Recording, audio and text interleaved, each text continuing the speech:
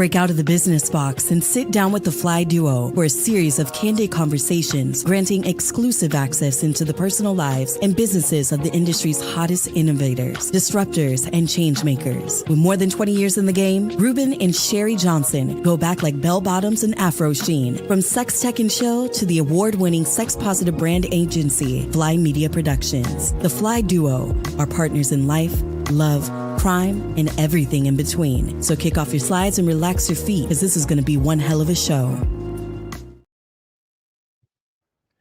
Yo, what's going on? It's going to be a hell of a show today. I'm excited. Like, I've been wanting to talk to these three folks for like a hell of a long time. I am your big Rue. And I'm your girl, Sherri J. And today we are joined by three powerhouse voices in equity, justice, and human rights. Ifeoma Ike, Mandy Salley, and Ricci Levy. Welcome, y'all. Thank you. And I think I muted everyone. Glad to be here. Unmute y'all. You did. So, you did. Before we start off, I just want to do a quick introduction to y'all because for anyone who may not know, and I'm sure most of the folks watching are familiar with all three of you, but we've been following y'all for a minute, and we're really appreciative for you joining our show. So without further ado, Ifeoma is an award-winning lawyer, researcher, and policy strategist. She is the founder and chief equity weaver of Pink Cornrows. Ifeoma is also the leader of the Black Policy Lab, an annual event focused on creating policies to improve the lives of Black people across the globe. Her work spans mental health, criminal justice reform, and diversity initiatives, including collaborations with the late Virgil Abloh and awards from the National Bar Association and HBO. Mandy Salley is the Chief Operating Officer of the Woodhull Freedom Foundation. Mandy oversees programmatic and policy work focused on defending free speech, privacy, and sexual freedom. She's a dedicated advocate. Mandy is passionate about championing the fundamental human rights of all individuals. And last but certainly not least, Ricci Levy is a longtime advocate for personal autonomy and human rights. She is the founder and CEO of the Woodhull Freedom Foundation, a nonpartisan nonprofit dedicated to defending sexual freedom and personal autonomy. For over 2 decades, Ricci has been a powerful voice on issues like censorship, sex worker rights, and reproductive justice, including traveling across the United States, building bridges and fostering collaborations around what are often considered some of the most contentious topics of our day across American society, in an effort to build alliances and protect personal freedoms for all individuals. Thank you so much, y'all. And finally, before we get going and jump into the show, I wanted to thank a few of our key supporters for helping to make this particular episode possible. Fly Media Productions, which is Sherri and I's Atlanta-based sex-positive brand agency dedicated to destigmatizing pleasure. It is the butter to our bread that allows us to do all the things we do. And the Global Trans Equity Project. They are a 501(c) organization dedicated to uplifting the rights, the dignity, and the well-being of transgender people across the globe. Leslie Camacho is a certified EOS implementer. He helps digital and creative agencies, especially neurodivergent and underrepresented founders, to regain control of their business. And Uberlube, the ultimate companion for pleasure. Uberlube is a premium performance and luxurious feel. They set the standard in lubrication. Thank you to Ifeoma, to Mandy, and to Ricci for supporting us by joining our show and having this conversation. That was a long as fuck introduction. Goddamn. Like, let's just put it all out there. Like, goddamn, that was long. So now we just want to thank everybody for coming, right? Yes, absolutely. Like we've been watching the feedback and the signups, and it's like people clearly this conversation resonated. And then last week with everything with the election, and like for a minute, it still hurts. You're still feeling it, but we could feel the pulse. And for a minute, people felt, it seemed as though people felt like kind of like paralyzed with what do we do? And then Ifeoma, you did a call last week, you and your squad, and we were on that call, and it was so goddamn encouraging.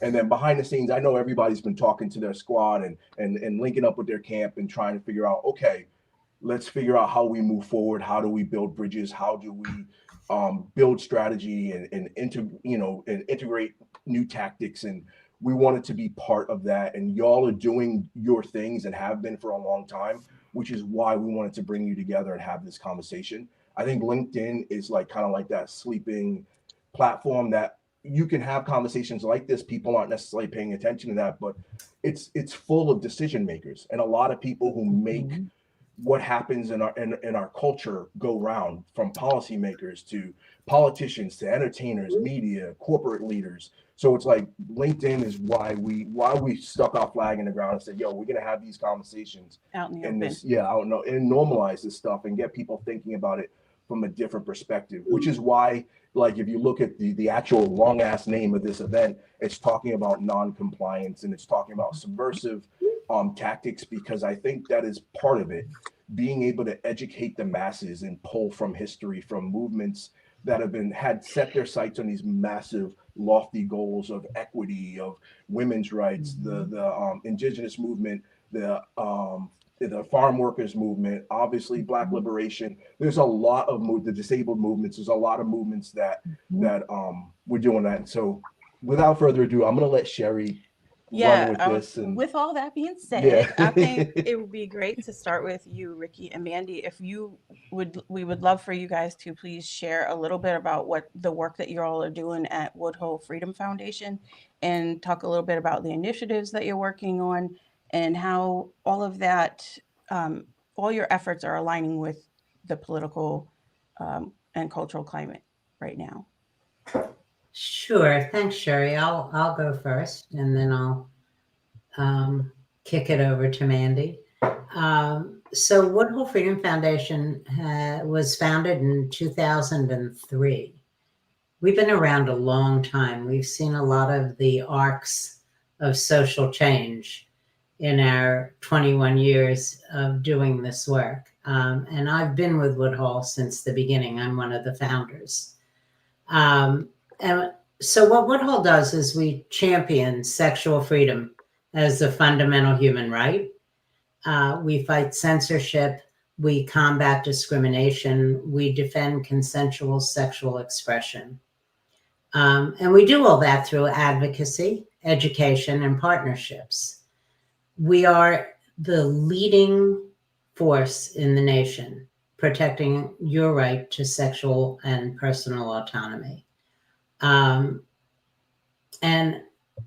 I mean, so that's an overview of Woodhull.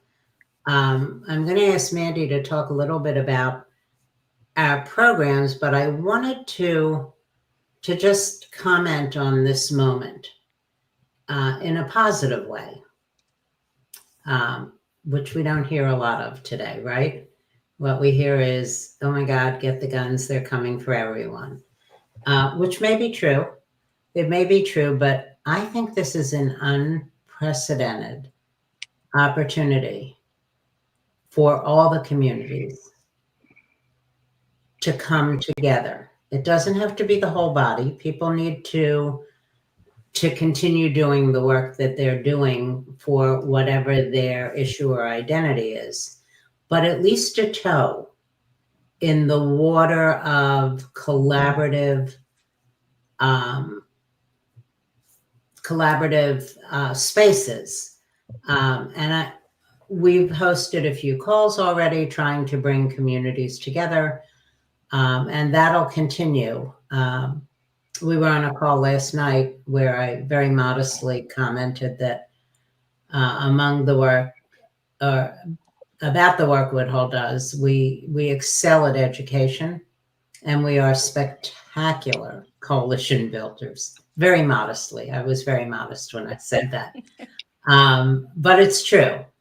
And our programs, which you're going to hear about in just a second from Mandy, I think reflect that reality. Mandy, why don't you share about the programs that you so spectacularly make happen? Sure. Well, before I get into that, I just want to thank Reuben and Sherri for having us. I am big fans of you all, and I so appreciate all the consistent like commenting on Woodhull's posts and coming to our programs. It like means a lot to have wonderful friends and allies in this space, and I'm glad we could have this conversation today. And I think actually the way that we met you all is through one of Woodhull's programs, which is our censorship series. I run a monthly virtual program on Zoom about the censorship of sexual freedom. So I'm actually set to record our 22nd program this afternoon. And the topics vary every single month. We've covered everything from book bans to ethical porn to this month is, oh no, I got fired because I have an OnlyFans. Like, what does that mean for my life, you know? So those programs are totally free, and they go on YouTube, and they have ASL interpretation, and the whole idea is to illustrate the really unfortunate relationship between sexual freedom and censorship. So that's one of our main programs. I'm also always recruiting. So if folks have a topic they'd love to see spoken about there, I would love to hear about it. But we also do a lot of legislative advocacy. So when I'm not planning our educational programs, I'm educating lawmakers. So that sometimes looks like submitting testimony or sending letters of support or opposition, or just having meetings with lawmakers about issues that we're passionate about, human rights and sexual freedom. And then we do a little bit of research. So we have a program called Fact Check, which is all about checking the facts related to myths about sexual freedom. Those myths are all on our website, and the idea is that they are really accessible, easy to read, and easy to download and have folks bring to their lawmakers or community. So that's a little bit about what we do. But we do a lot of things under that large sexual freedom umbrella. Oh, thank you very much for that. Yeah, I mean, I still remember when we first started following the work y'all are doing, and it made an indelible impression on me. I'll say that. I can leave it at that. I'm gonna jump over and switch from what y'all are doing, because you're doing a lot to influence policy and educate the masses, as well as people who educate other people.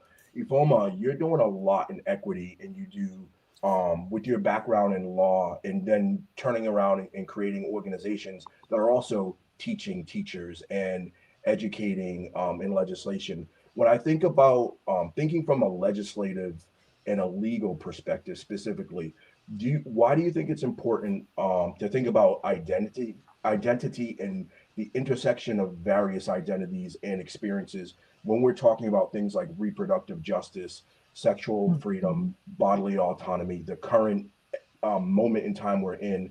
And then I hate doing a two-parter, and I'm like Mr. Two-parter. If you have any thoughts on like ways we can, in doing this, ways we can better inform the public on these issues around misconceptions they might have. And I'm so sorry for sending such a convoluted question your way. No, I love it because, but you asked for it. So if my response gets a little long-winded, I'm blaming Don't Reuben. even worry about it. I want to hear what you have to say. So first of all, Reuben and Sherri, thank you so much. Even just for your kinship. I didn't know what you all did before I knew how you all engaged and interacted, kind of like what Mandy stated. You are really engaged with community. You've commented on things, and that matters. I think we are at a point where voice is also integral to this conversation. And Mandy and Ricci, it's a pleasure to meet both of you and to learn about the Woodhull Foundation. So I'll try to succinctly answer both questions, but I think the last one is kind of like why we're here, that larger question of like, how do we bridge communities? How do we, do what Ricci had mentioned, which is like look at the opportunities at this moment that present us, which is hard to do. And I want to start with why it's hard to do, because there's a part in my book that I wrote and was released last year called The Equity Mindset.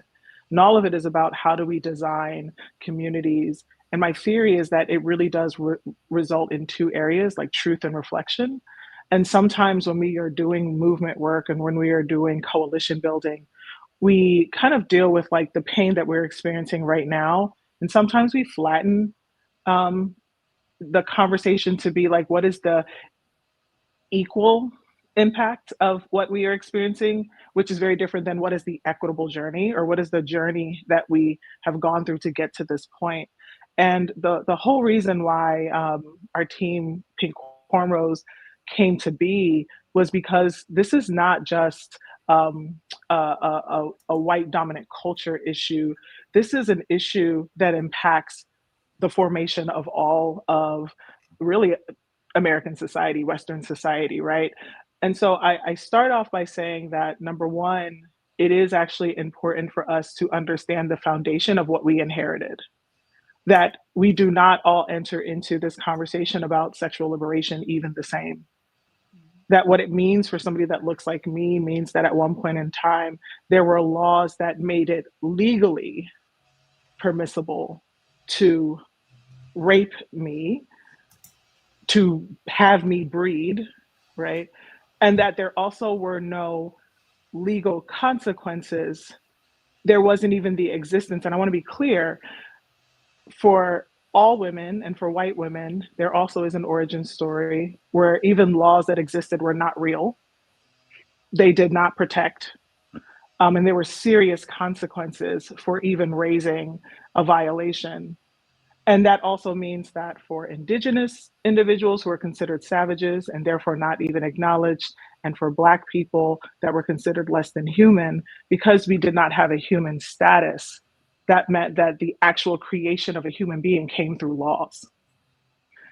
What that then means is that the intersection of law and customs like religion, and then also education and quote unquote science, which is where we get race, which is not real, but very real when it comes to impact, then influence the ways that we can even talk openly about what full liberation and full freedom would mean for a whole person. And so even as we coalition build, what I struggle with this conversation is, do people see the connection between sexual liberation and what's happening with these laws that prevent people from getting full health care as they are pregnant? Do they see the impact of what it means to have a very clear white evangelical Christian-based way of foundation, whether people believe in God or not, and what that means for communities of color? Do we recognize that we have a lot of education to do about what it means for all of us to be conditioned to even be ashamed to talk about sex broadly, but also the conversation around sexual liberation is not one that everyone enters into as to, this is my right, this is actually something I deserve to have, however I decide to function. So I raise that as not having answers, but to get to your second question, I do want to highlight, and I thank you for going through the list of movements that we should look to.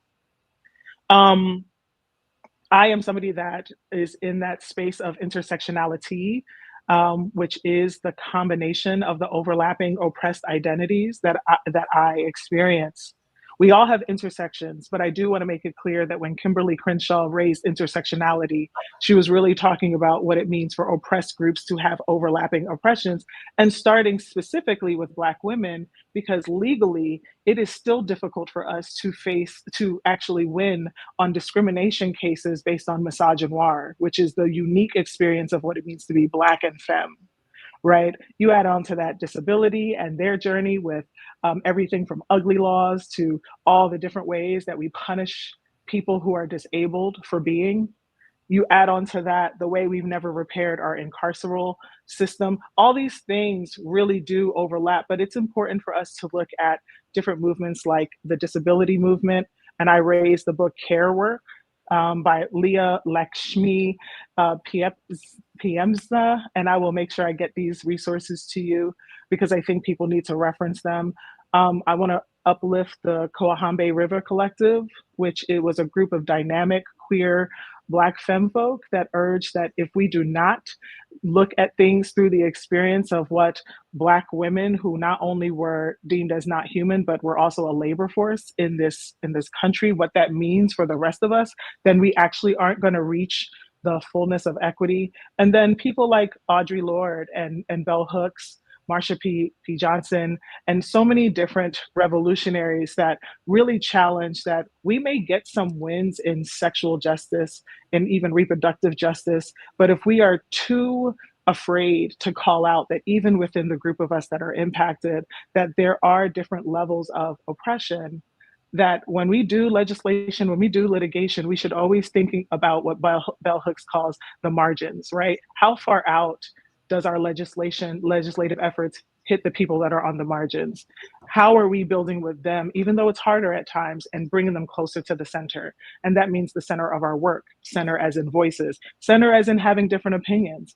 And the final thing I will say, and this is something that I think this space does, this time does call for some really bold interventions in spaces like this, mixing different industries, different backgrounds, different people to have the conversation and not just staying in our siloed spaces, because our communities are clear. But if we're going to do what you said, Reuben, which is the bridge, that means we're actually going to have to get from one side to the other.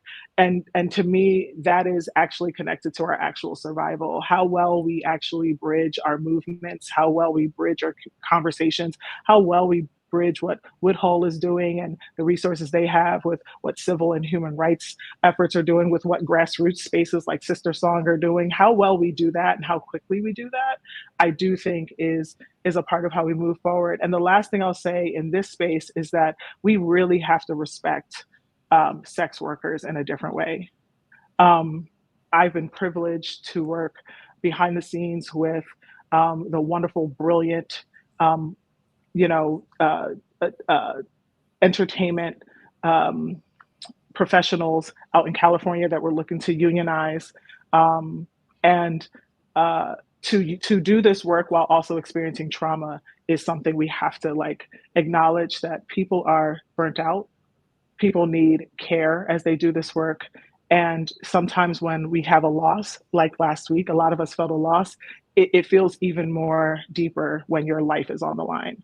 So I do want to highlight that, sex workers, our trans siblings, we need to actually figure out how we not only position them in the center, but protect them. And I think the protection part is also a part of this conversation. I really appreciate that. There's so much in what y'all have laid out with that. And bringing up the various movements. One of the things we're thinking is when you look at some of the movements, I'm going to take the Black Liberation Movement on the portion that happened 50s and 60s, right? And how oftentimes we see pushes where, well, if we focus on bringing Black men to the forefront, then we can focus on the issue of Black women or Black disabled folks after. Or we don't want to press too many things, so let's put the Black gay folks on the side, and we can't have them in a position of being in the front or being a face of leadership of the movement. But I think there's so much to learn when you look at things like the idea of the rising tide lifting all boats. If we don't have little kids being exploited working in the farms, as we learned from looking at the farm worker movement, then we're helping everybody.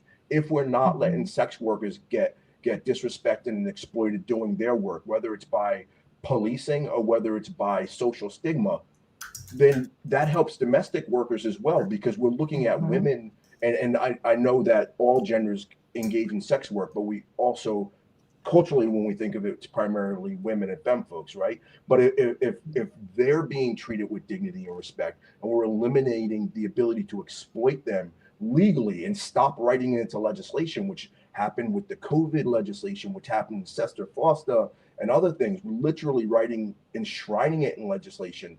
If we fix that, then we're helping domestic workers, because domestic workers also a large percent being women. And if we're helping domestic workers, we're also helping fast food workers. And if those groups who are typically at the bottom benefit, then the middle class is benefiting. Everybody above that is benefiting. I think that's one of the mistakes that the Dem Party makes, is the middle class, and obviously no shade at the middle class. But if we help the folks at the bottom, the folks who are unhoused, the folks who are worried about having their rights being taken because they're dealing with mental illness and other stuff like that. What everybody who sits above them on various tiers of that ladder is going to benefit just by virtue of bringing everybody up. And I think that's one of the reasons why I wanted to have this conversation, because we leave sexuality out of it as a taboo, as though it's a no-no. Why?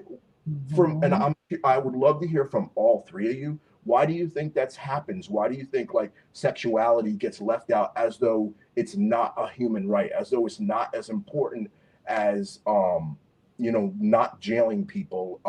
And I think about, when I say that, I think about Assata Shakur's how she endured when she was not only in prison and having the baby, and then after the baby and all that. And I really appreciate the line where she talked about that doctor who came in and how he treated her with so much respect. That I'll never forget that. Like, we have the opportunity to do that even under the most trying circumstances. Why do you all think sexuality and then, but in lieu of that, reproductive justice, I think they're connected, gets left out when we're talking about liberation movements? We're talking about social justice, even environmental justice. And I'll start, if it's okay, I'll start with you, Ricci, and then let y'all kind of like add your gems to it. Okay.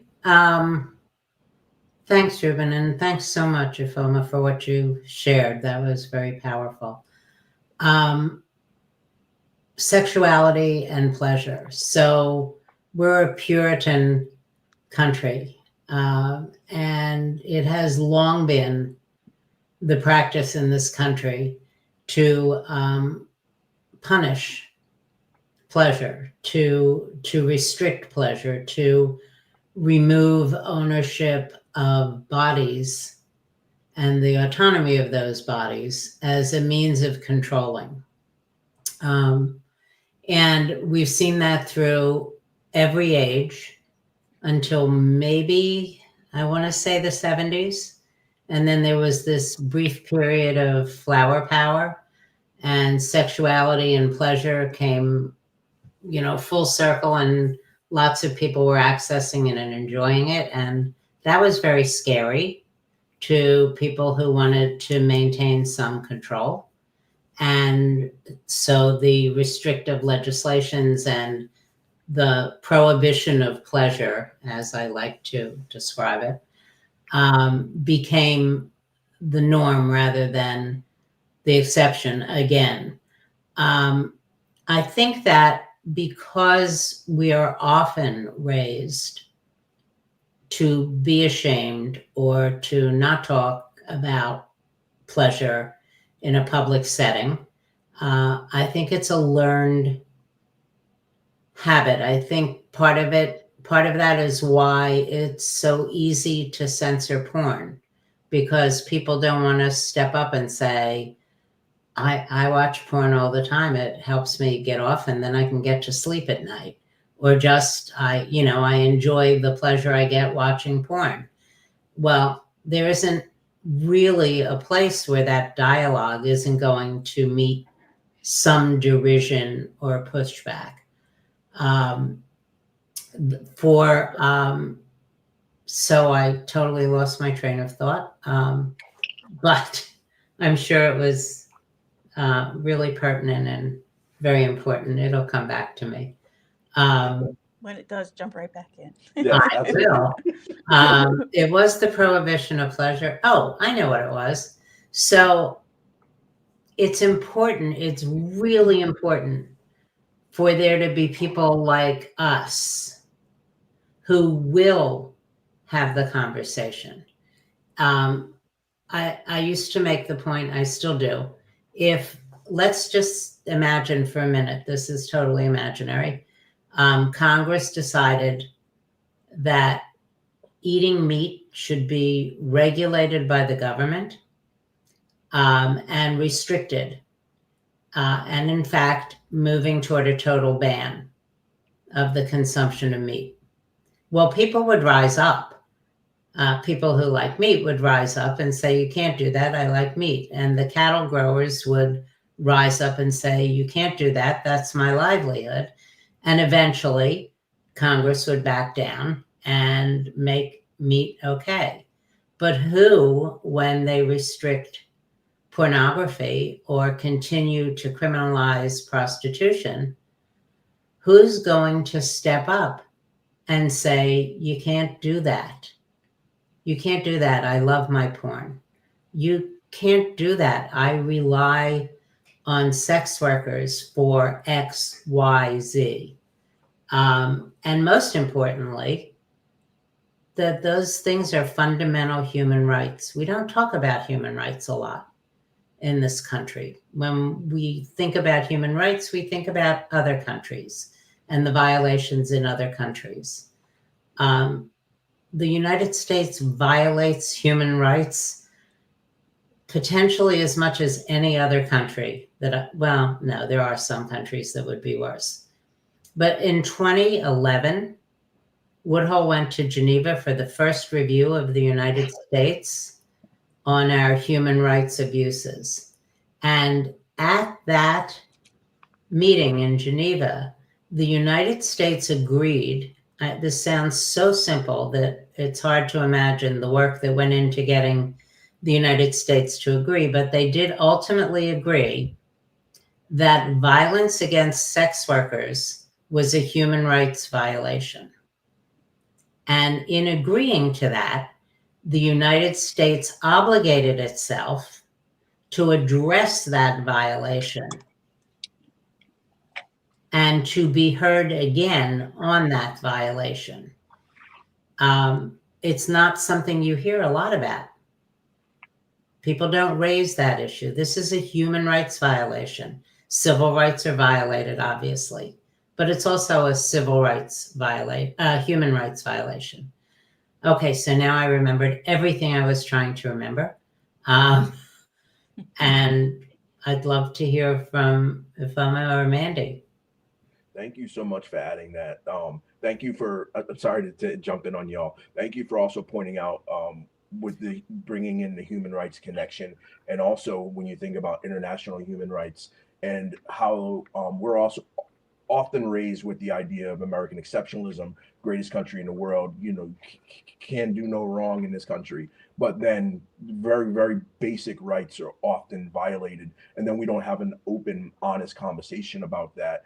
You can't be exceptional, and then people don't have the dignity of some of the core basics. Please share your thoughts. You want to start with this, Mandy or Ifeoma? Ifeoma, would you like to jump in?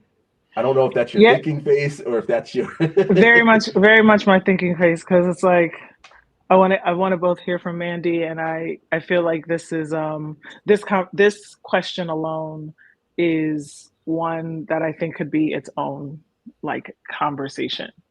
Right. I want to speak specifically. First of all, I saw a post that took my breath away that said last week, why don't people report their abusers, their sexual abusers, because they become presidents? And that took everything out of me. Yeah, he literally bragged about it on TV. Sorry, keep going. It just follows. No, so I think we have to be honest about what Ricci raised is correct, that how this nation was founded on was, you can call it Puritan values, because that's what it was the usage of a tool, which was religion. We could have used apples, we could have used gardening, we could have used baking, but we decided to use religion. And that's important because what it also means is that we are not pure in our Puritan values, if that's what we're using, that what really operates is power and hypocrisy. And the shaming is more than just shaming people by name. We've used the law as the way to then criminalize those who aren't able to be in these privileged spaces of being abusive. And why that's important is because the abusers are protected by the Puritan blanket, if you will, that the majority of people really sit in. Like if we broadened our definition of what the middle class is, and I agree with you, Reuben, I personally believe that saying the middle class is intentionally anti-Black, intentionally anti-woman, intentionally anti a lot of things, but it forces all of us to fight for like the basic common things that we all should have. But it then also has us participate in the erasure of what we experience. And it constantly keeps putting to the shelf that we'll get to it later, we'll get to it, or we'll never get to it.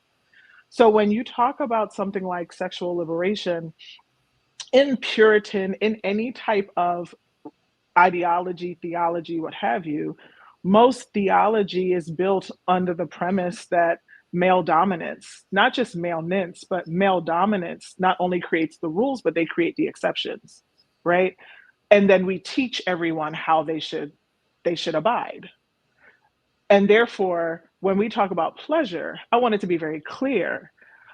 Insurance covers Viagra for men where they can get it for $5. Yep. But y'all are so concerned about if I get a $29.99 toy from down the street. You see what I'm saying? Yep. The shame is going to be on the latter, whereas the former is seen as that's just what men need to get by. So we have to kind of be honest about the fact that when we are talking about pleasure, there's also an accepted form of pleasure that is connected to the male desire, and in many ways the abuse of that desire, that makes it that we can't even say that there is somebody that has been convicted of sexually violating another human being and they would still be qualified to be president. I love how you point that out. I love how you point that out. And so the last thing I'll say is very quickly, which it would be its own conversation, is now you then have to understand why Black churches, Latino churches, and churches that are non-white then adhere to also creating what I think are also some of the strongest strongholds of the lack of discussion around sexual liberation. Because part of the acceptance in American culture is assimilating into Puritan theology. And so people may not actually personally have the biggest conflict with the conversations that we're having now, that are seeing everyone as human beings and seeing all of us as being complex in both our desires and our humanness, when you're so concerned about not being caught up by the law, which in many ways just being Black was not only created by law, but it also means that you got to be careful how you move, because the 13th Amendment still allows for slavery to exist if you are going to be criminalized. But if we broaden who gets criminalized, that's also anyone who's deemed quote unquote sexually deviant, anyone who's in a state that deals with quote unquote sodomy, anyone who's in a state that deals with prostitution law. So there's a broad criminal conversation that overlaps with sexual liberation that we can't even talk about, because even in that space, Puritan values rule. So we have to kind of see the way that these belief systems make it hard for us to even talk about something like pleasure, which should be and has to be a human right, because we were actually designed to be pleased. So it's not something somebody can take away or remove from you. Even if you try to suppress it, you can't, because you're designed to actually naturally accept pleasure. But I think it's really important that we understand that the denial of pleasure conversations is connected to this concept that Ricci raised around like what it means to be exceptional, what it means to be Western, what it means to be somewhat protected, means you also have to suppress certain parts, not even just of other people, but of yourself. I really appreciate how you point that out. I think about like when you bring up religion, because we were raised so deep in the church, and I was on a home minister track because I was raised that way. And I remember being, a young kid, because read the Bible literally every day, and reading of the Song of Solomon and how he's talking about eroticism and all that, and then learning he has like 700 concubines and a whole group of wives. I can't remember how many. And then yet at the same time, the church has always got all this like just fire for sexuality in general, which made no sense to me. And then I remember being 12 years old, and we're meeting, and it's me, who's a little kid, 12 years old, a little kid, and a whole group of grown ass women, and yet somehow they're thinking they gotta look to me to say a prayer because I happen to be a little boy. And I'm like, this don't make no sense to me. Like, y'all are like people I look up to. Y'all are adults. You're my mom's age. Like, there's nothing I can teach you or anything like that.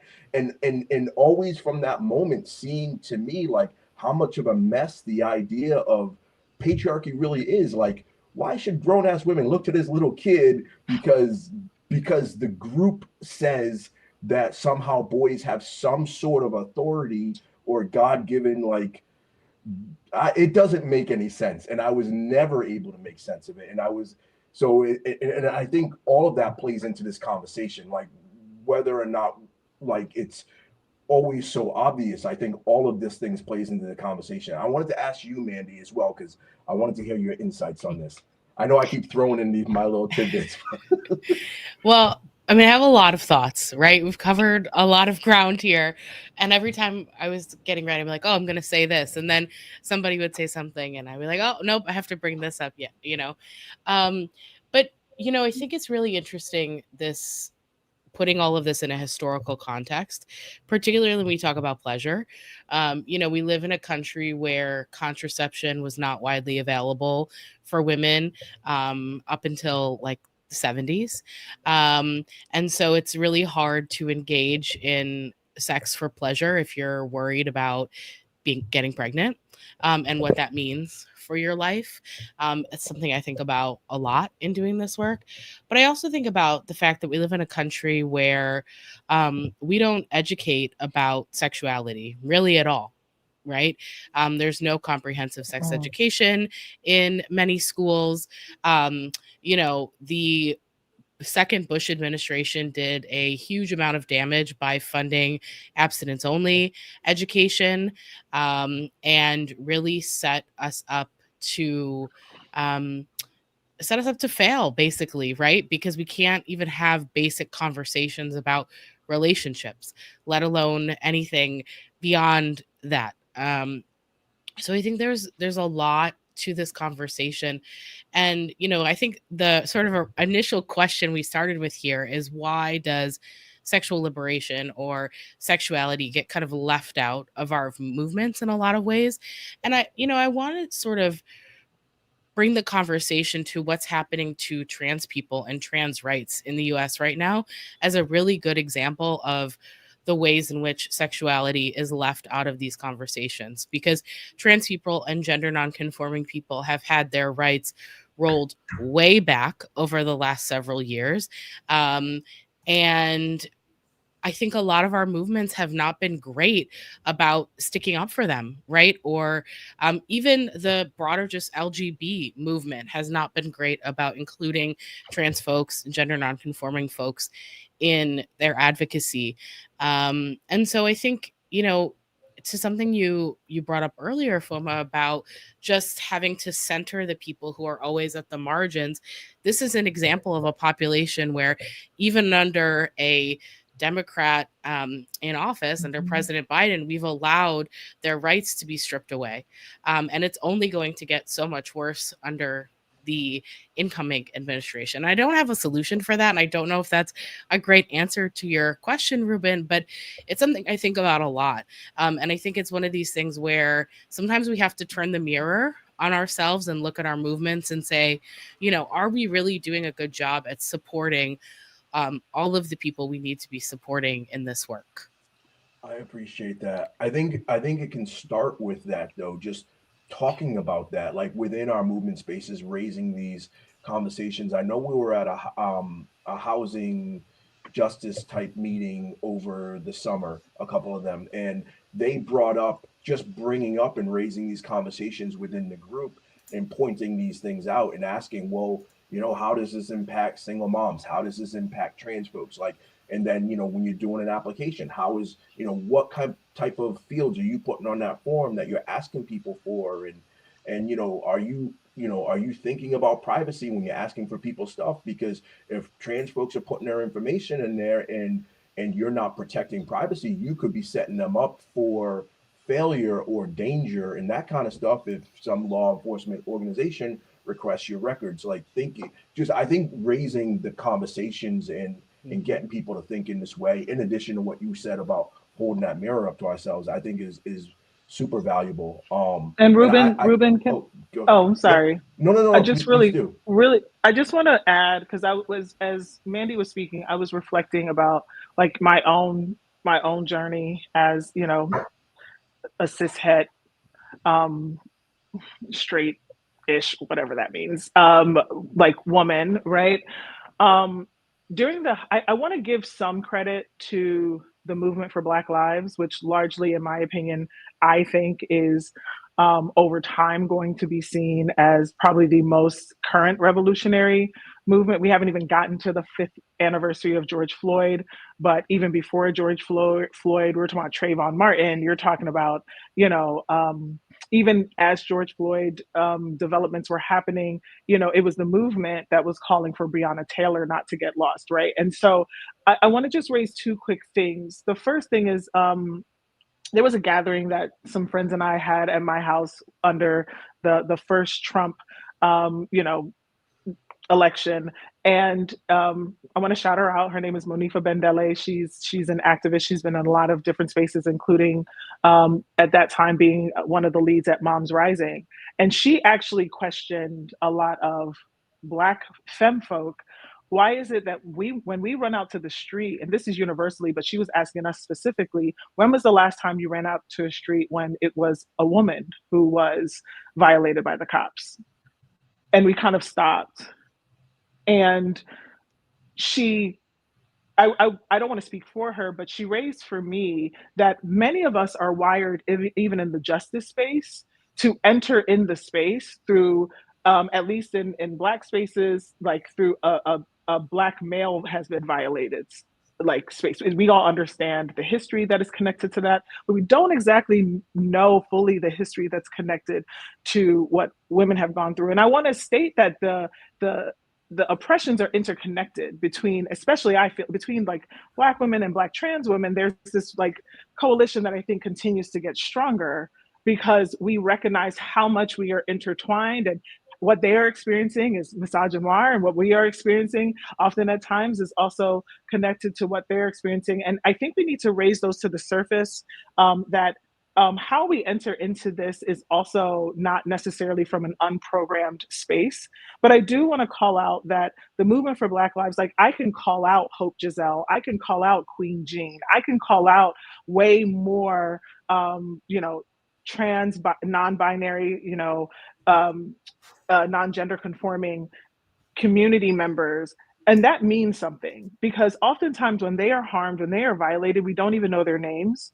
We don't share it publicly. And so it may seem really simple, but I do want us to get in the space of like really gleaning through movements that have had leadership, that were queer, that were, you know, pushing back. And I argue, I agree with my friend David Johns, who leads the National Black Justice Coalition, that arguably if you're not white and male, that we're all queer, right? Because we are actually not in the space of being, you know, being able to experience all power. Now, obviously, I feel like that we want to make sure that we are giving justice to those that experience the extreme form of oppression. But I do think that one of the things that bothers me is that the Trump administration, but also the Biden administration, and I think Mandy is correct, has done a really interesting job at erasing some of the progress of movement specifically. And we almost now don't speak about it. And that what happened is with this Make America Great Again, it almost was like a reclamation of whiteness that was like pushing back against the movements that were starting to evolve. As for many people, it begins with George Floyd, but for a lot of people, it started way before that. So I just want to put that out there, because if this is being recorded, I want to make sure that we also create more documentation of where movement has been moving forward. That's really, really important. I really appreciate you pointing that out. I know, like, one of the things that really activated us when Corinne Gaines was killed by the police, because she was very much, like, to me, I saw her as like Afeni Shakur, Assata Shakur, like she was and an Angela Davis. She felt like the next generation's version of that. And then, you know, she put her pleas out and said, I know I'm not going to make it because they're targeting me. And then she was killed. And Sherri Right. said, let's do a Twitter chat that talks about not all victims are treated equally, because Sherri was pointing out, like, so many Black women are not getting in this conversation. So then we built that whole thing about that to talk about that. Because I remember when the young girl was like in the swimsuit and she's getting thrown around by the police. We're like, yo, this is a little kid. Like, and I know she's not a little kid, but she's still a young person. She's still a high school kid or something like that. And realizing, yeah, we have to talk about this. I think the idea is to fracture different groups and then fracture them off even more. And I think that goes to gender conflict that's being promoted by, oftentimes by, you know, people's favorite personalities on podcasts or what have you, are buying into it. And they might not even be thinking about the larger picture, that they're taking part in the fracturing of unity. And I don't believe in false unity for the sake of saying unity. But I think that if you create fractures, you don't have a chance for unity.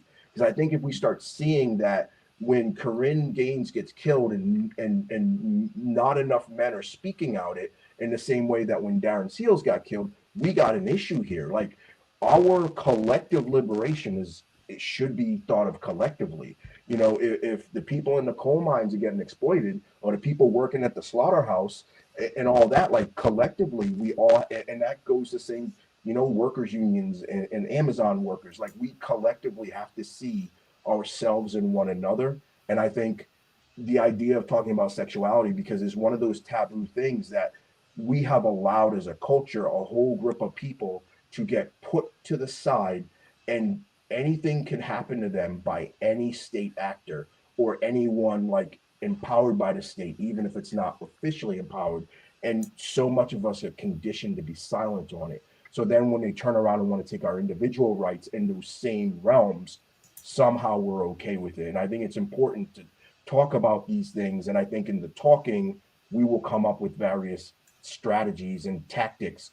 And it'll be good that they won't all be the same, because I think it's going to be harder that when multiple disparate groups are creating strategy, executing on tactics that are unrelated to one another, that's going to make it a lot harder for them to offset and combat all of them. And I think that's where the idea of subversiveness comes in. It's just, this is subversive. This conversation is subversive. Talking about these things is subversive because the system doesn't want this. And then the non-compliance can be in however we want to do direct action that works for whoever we're in community with.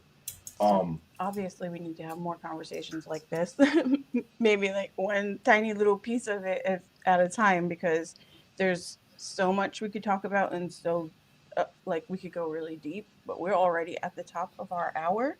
So I think that a good final question for each of y'all, or whoever wants to jump in, is what can we learn from the movements of the past today that we can take with us and use to protect the freedoms and the rights and the gains that we already have, while preparing for what's inevitably to come, such as Project 2025 and things like that. If it's okay, I'll start.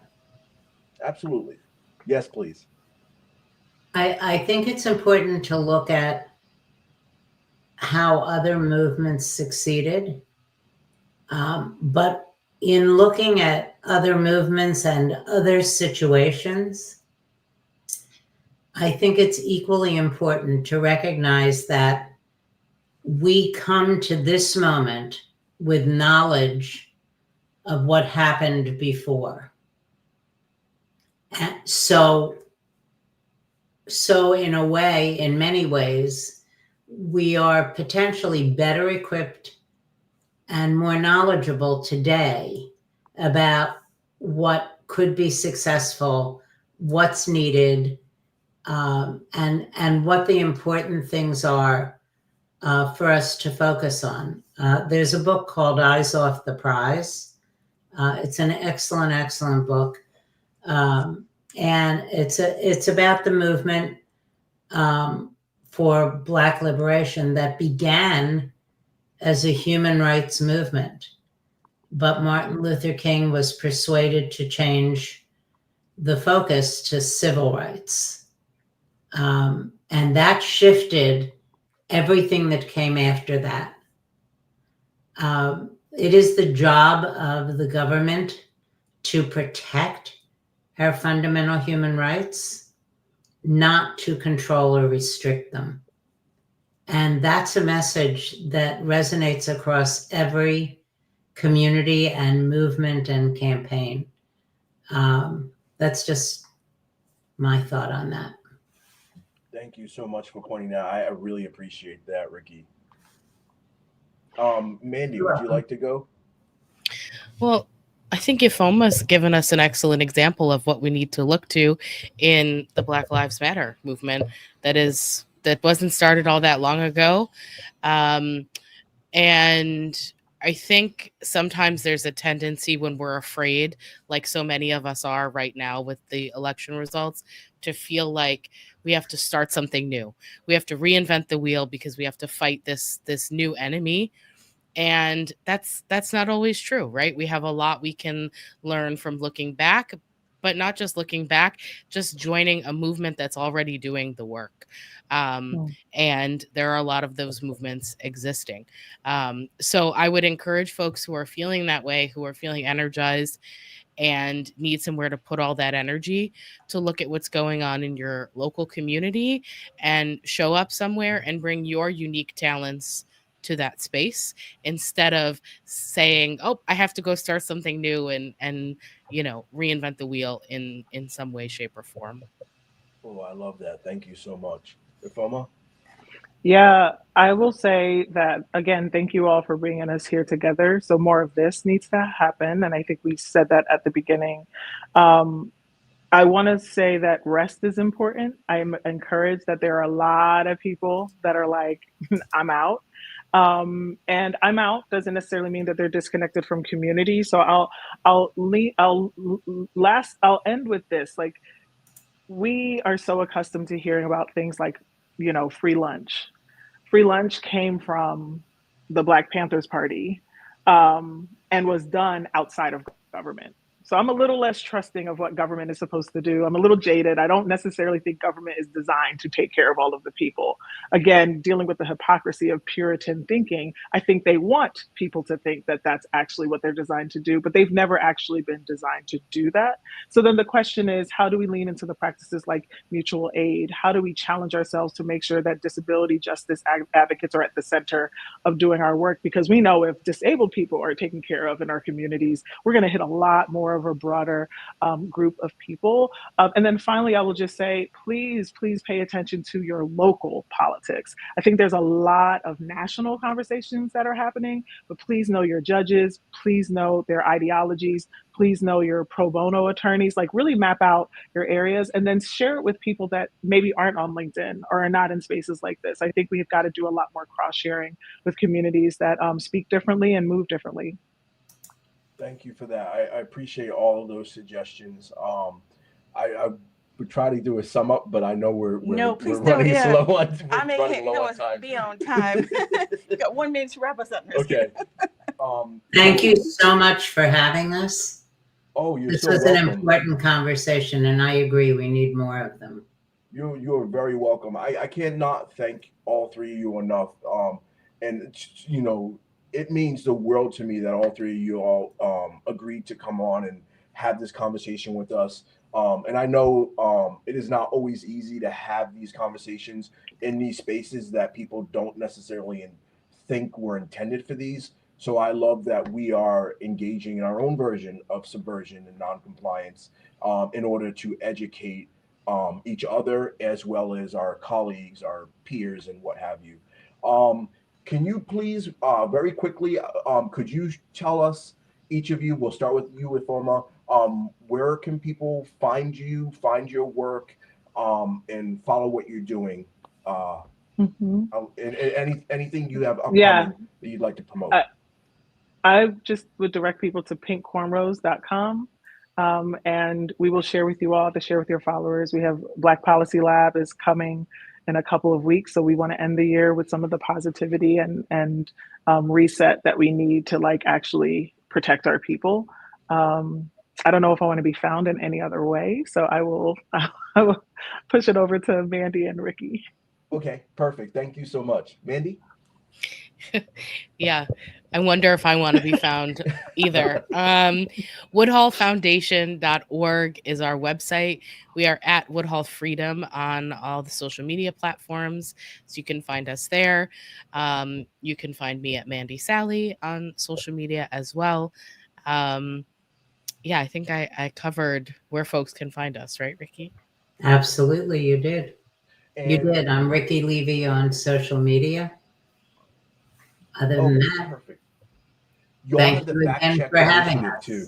Oh, you're very welcome. Please check out the Fact Check initiative that Woodhull has as well, especially if you are a policymaker, a researcher, or a journalist. It was very much intended to help y'all do the work that you do and educating the public and debunking some of the most common myths around sexuality, around sex work, around the idea of porn being a public health hazard and all of that. They have invested heavily in bringing y'all trustworthy, accurate information. So don't forget to check out Fact Checked. If I could add that to your stuff. Okay, so I'm going to wrap us the fuck up so we can get out of here. Thanks, everybody. I know everybody's probably getting like, okay, you've been talking a minute. So thank you all for joining us. It has been a dope show. Thank you to our partners and sponsors as well. If you want to find more information, if you want to find more Sex Tech and Chill stuff, go to sextechandchill.com. You can find us on the socials at Sex Tech and Chill.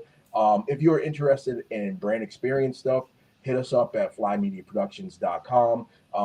If you'd like to talk strategy or creative campaign type stuff, we can help you out with that kind of thing. If you want to just follow Sherri and I's work and what we're doing just in general, exoflyduo.com is where you would find that information. Thank you to Leslie Camacho, the Global Trans Equity Project, and Uberlube. We can't thank you enough. Yep. And be sure to join us again on December 11th for our final Fireside chat of the year.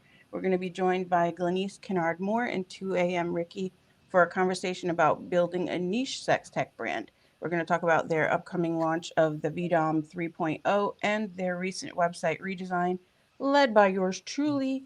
So if you're building a niche wellness or sex tech brand, you don't want to miss this one. So peace out, y'all. We appreciate you. And a quick message of solidarity, and we're going to sign off and see you next time.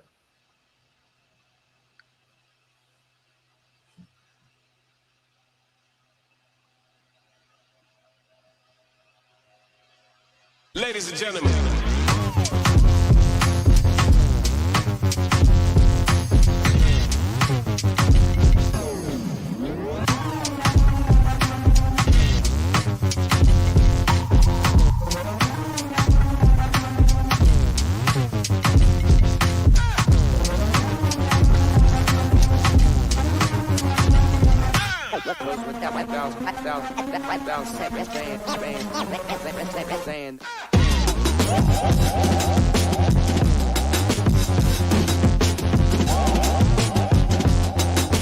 Ladies and gentlemen.